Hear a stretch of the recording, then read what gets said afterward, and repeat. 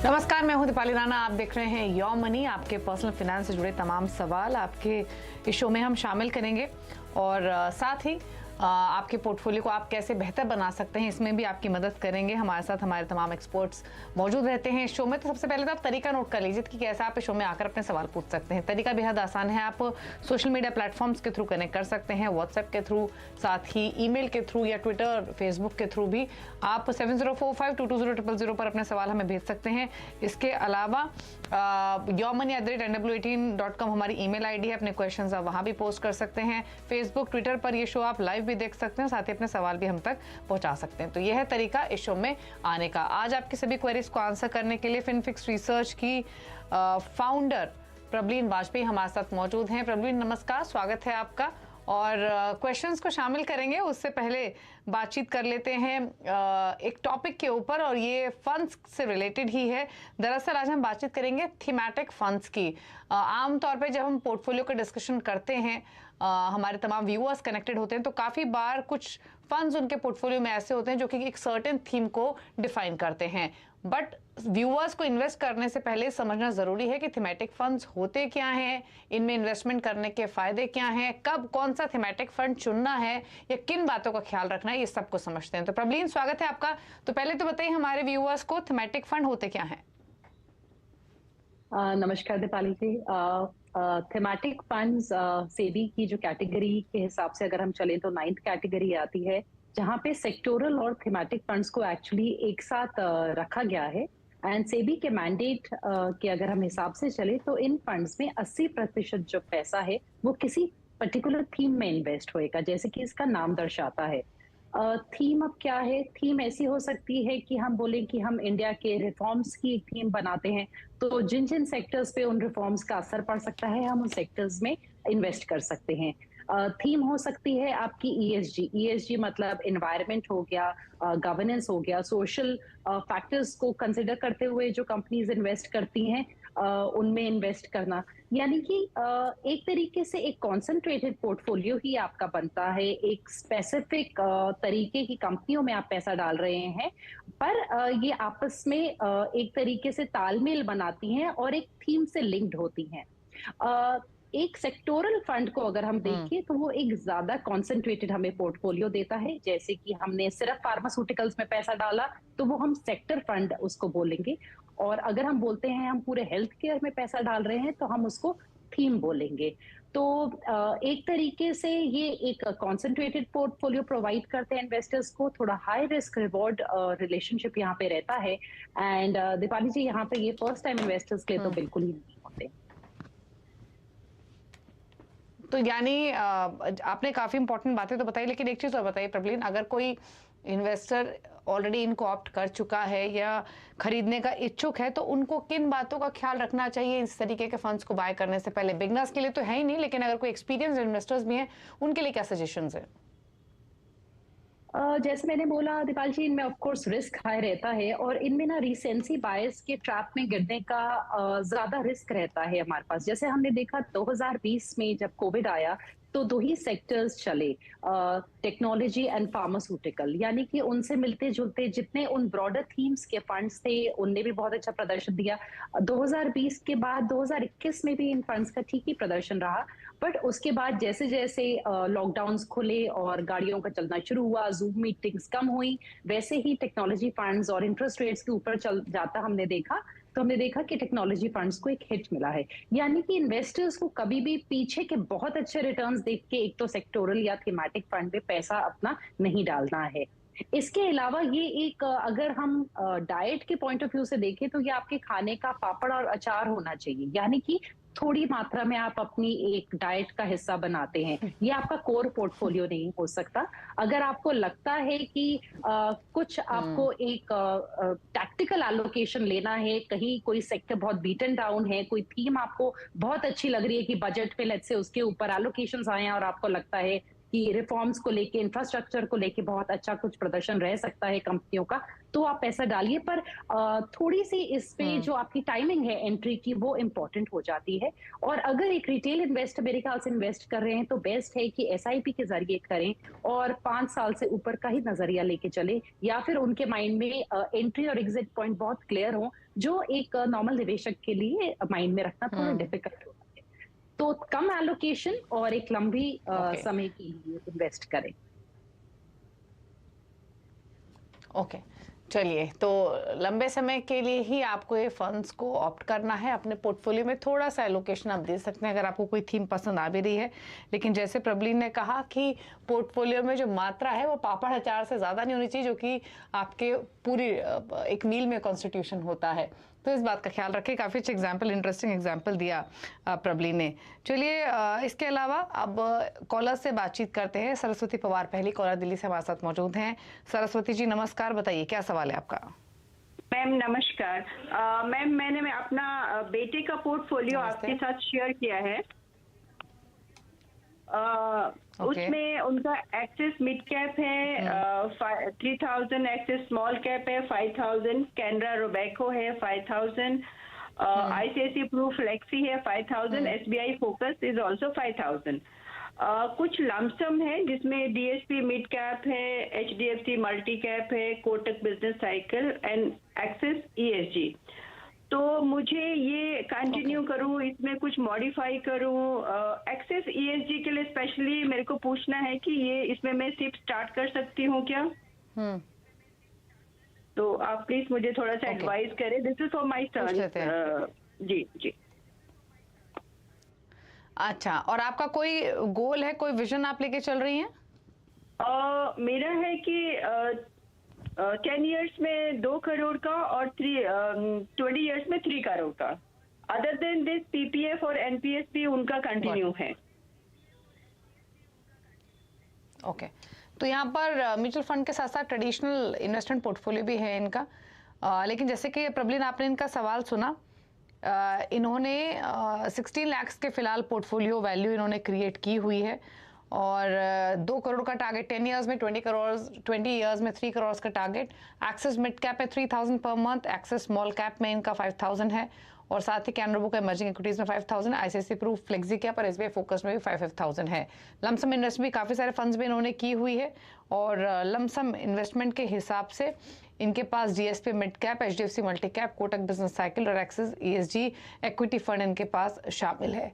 अब gold ETF भी add करना चाहती हैं एसबीआई का 10,000 पर मंथ के हिसाब से। बताइए सजेशंस इनके पोर्टफोलियो को लेकर।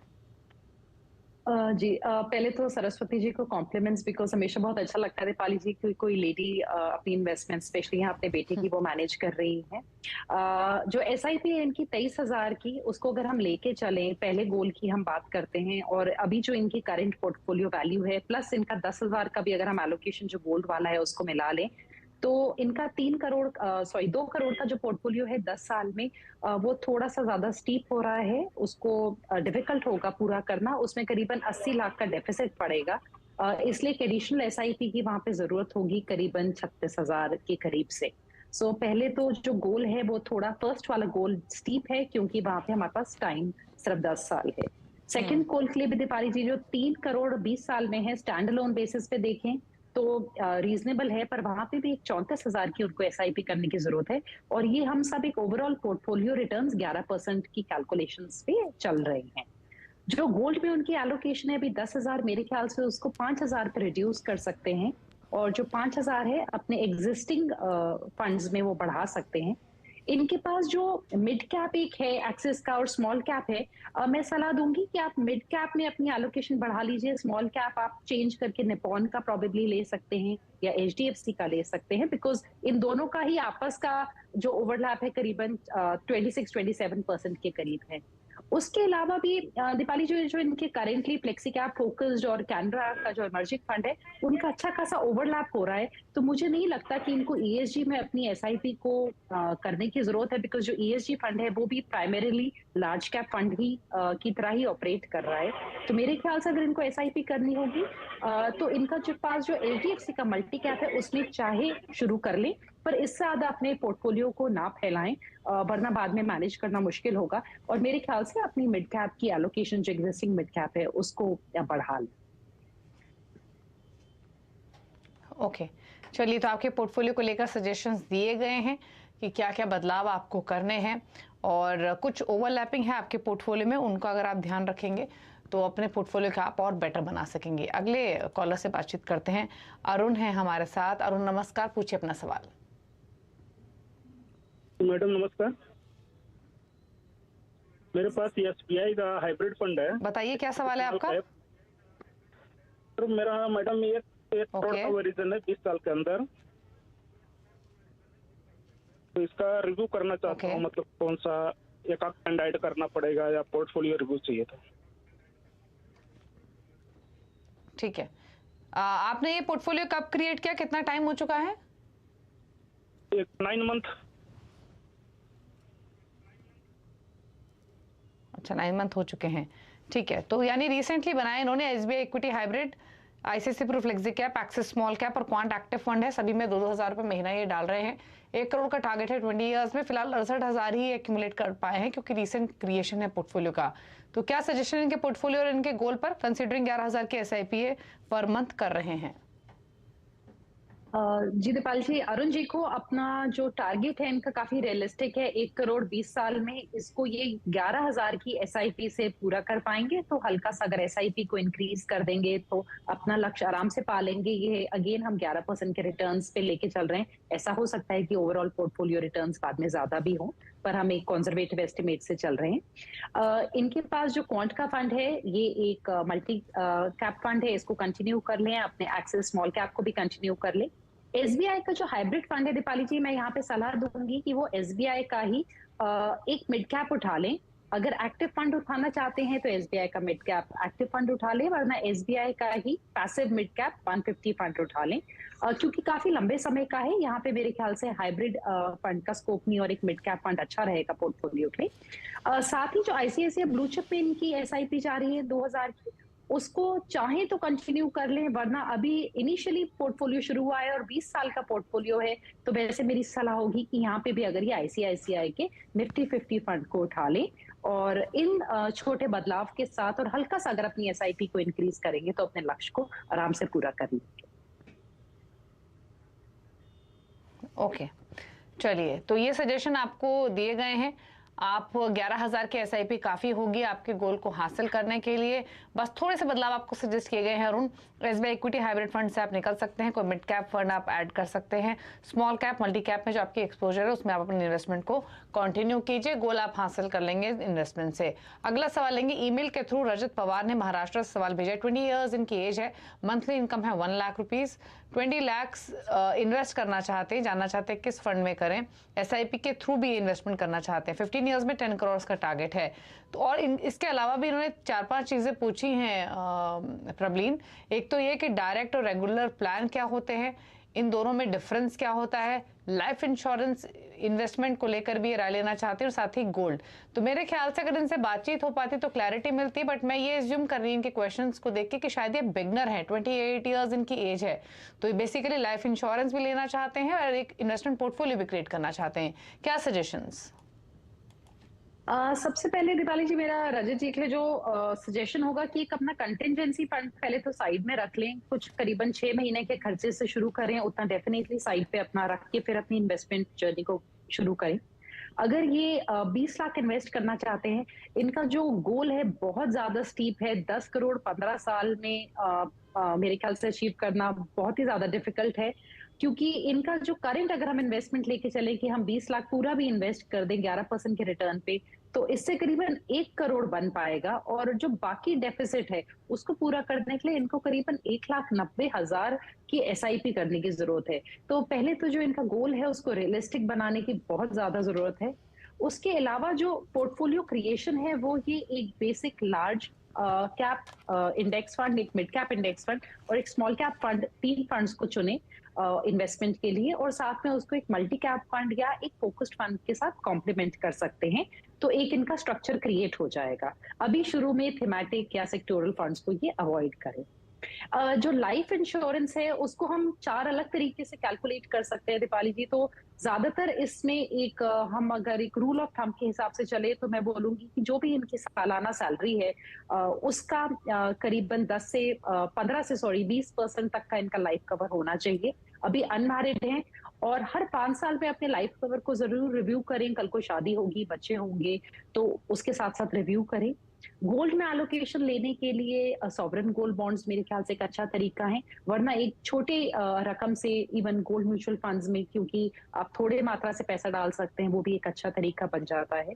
और डेट के लिए अपना ईपीएफ पीपीएफ को बिल्कुल कंटिन्यू करें और उसके साथ साथ डेट म्यूचुअल फंड्स में अपना कंटिजेंसी फंड मेरे ख्याल से रख सकते हैं और साथ में चाहे एक एसआईपी के जरिए उसको बढ़ा भी सकते हैं। जो ट्रैवल हो गया, बड़े एक्सपेंसेस हो गए, उसके लिए ये फंड काफी काम आता है।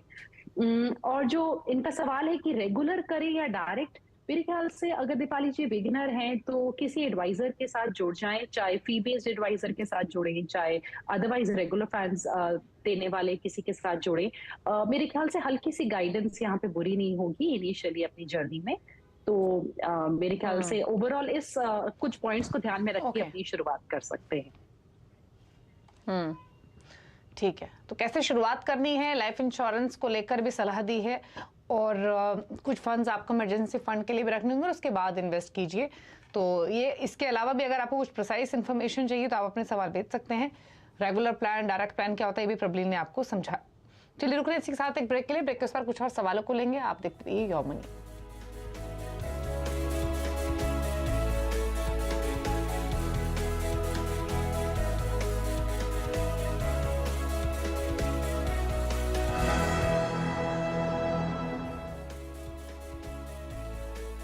Let's you and me step.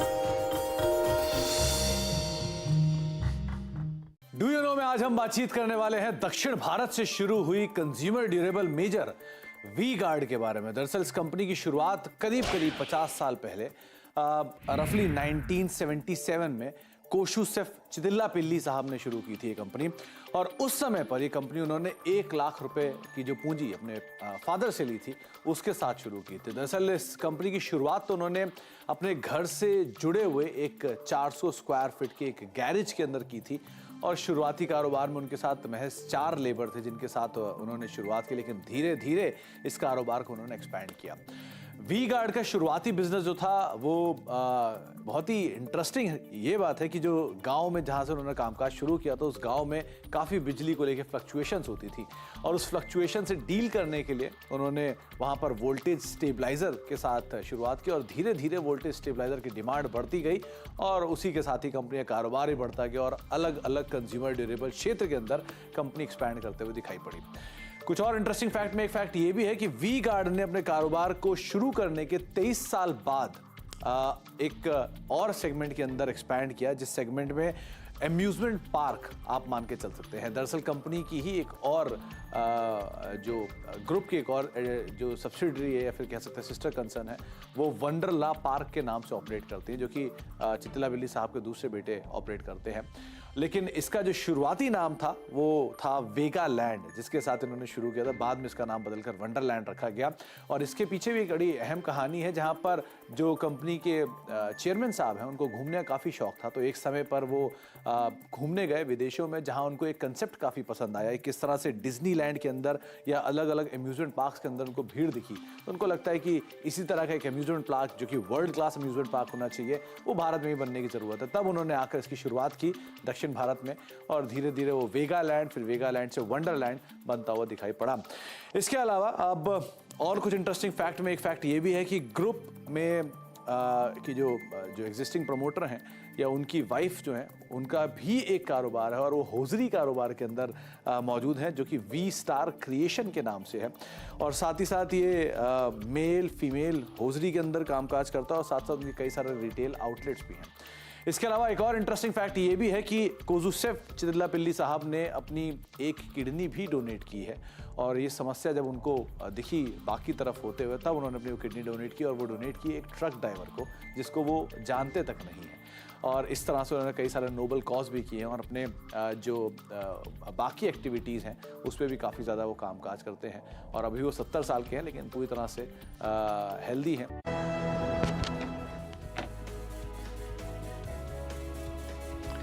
आप देख रहे हैं योर मनी। प्रबलीन वाजपेयी हमारे साथ मौजूद है आपकी क्वेरीज को आंसर करने के लिए, और अगला सवाल पूछने के लिए मोनी मिश्रा हैं। इन्होंने ईमेल के थ्रू सवाल भेजा है। 28 इयर्स इनकी एज है और ये 10,000 की SIP ऑलरेडी कर रही हैं, 10,000 की और करना चाहती हैं। लॉन्ग टर्म विजन है। एक क्वांट मल्टी एसेट फंड के बारे में जानना चाहती हैं कि ये फंड कैसा है, इसको खरीदना चाहिए या फिर नहीं।